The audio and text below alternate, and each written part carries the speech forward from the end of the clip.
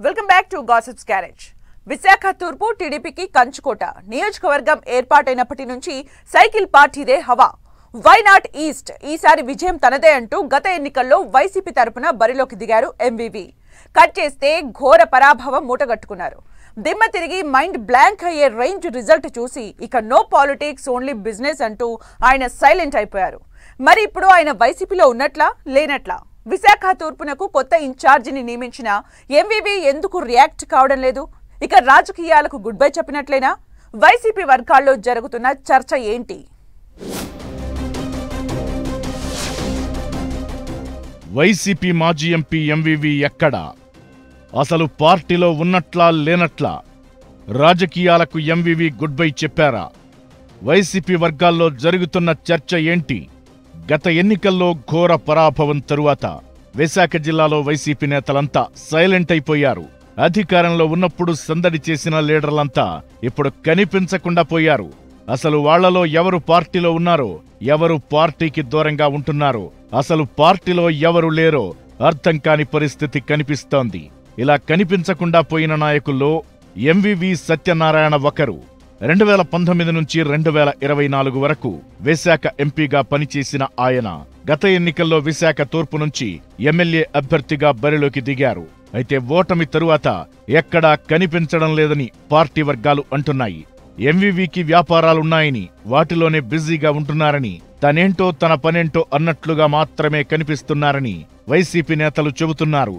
అసలాయన పార్టీలో ఉన్నారా లేదా అనే అనుమానాలు వినిపిస్తున్నాయి. పార్టీ కార్యక్రమాలకు దూరంగా ఉండడమే కాదు, ఈ మధ్య జరిగిన ఆయన పుట్టినరోజు వేడుకల్లోనూ పార్టీ పేరు కూడా కనిపించలేదని గుర్తు చేసుకున్నారు. దీంతో ఎంవీవీ వైసీపీలో కొనసాగుతారా లేదా వేరే ఆలోచనలు చేస్తున్నారా అనే అనుమానాలు బలంగా వినిపిస్తున్నాయి.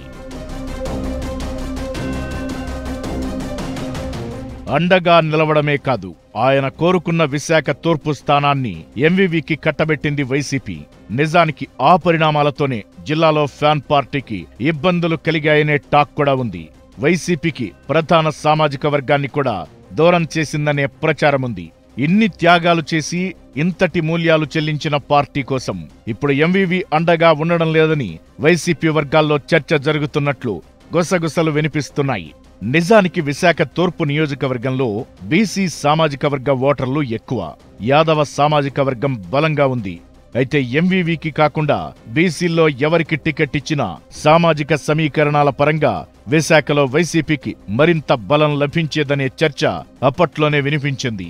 విశాఖ తూర్పులో తీసుకున్న నిర్ణయం మిగతా స్థానాలపై కూడా ప్రభావం చూపించిందనే టాక్ నడిచింది. ఇంత చేస్తే పార్టీ కోసం ఇప్పుడు ఎంవీవీ అండగా నిలవడం లేదనే గుసగుసలు వినిపిస్తున్నాయి. వైసీపీతో ఎంవీవీ టచ్ మీ నాట్ అన్నట్టుగా కనిపిస్తున్నారు. దీంతో ఆయన పార్టీలో ఉంటారా లేదా అనేది హాట్ టాపిక్ గా మారింది. ఎంవీవీ విషయంలో విశాఖకు చెందిన కొందరు కూటమి నేతలు గుర్రుగా ఉన్నారనే ప్రచారం జరుగుతున్న వేళ వైసీపీతో టచ్ లో ఉంటే మరిన్ని ఇబ్బందులు తప్పవనే వ్యూహాత్మకంగా ఆయన పార్టీకి దూరంగా ఉంటున్నారా అనే చర్చ నడుస్తోంది. దీంతో తాను రాజకీయాల నుంచి తప్పుకుంటున్నట్లు తనకు తానుగా వైసీపీ హైకమాండ్ కు ఎంవీవీ సమాచారం అందించారని కూడా ఆఫ్ ది రికార్డులో వినిపిస్తోంది. మరి ఇందులో నిజమెంత అబద్ధమెంత అన్న సంగతి ఎలా ఉన్నా వైసీపీలో ఎంవీవీ కనిపించడం లేదన్నది మాత్రం నిజం.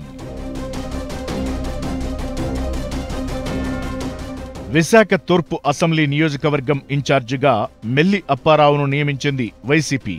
ఎంవీవీ సైడ్ అయిపోవడంతో కార్పొరేటర్ స్థాయి నాయకుణ్ణి అధిష్టానం నియమించింది. దీనిపై కూడా ఎంవీవీ నుంచి కానీ ఆయన వర్గీయుల నుంచి గాని ఎలాంటి రెస్పాన్స్ కనిపించలేదు.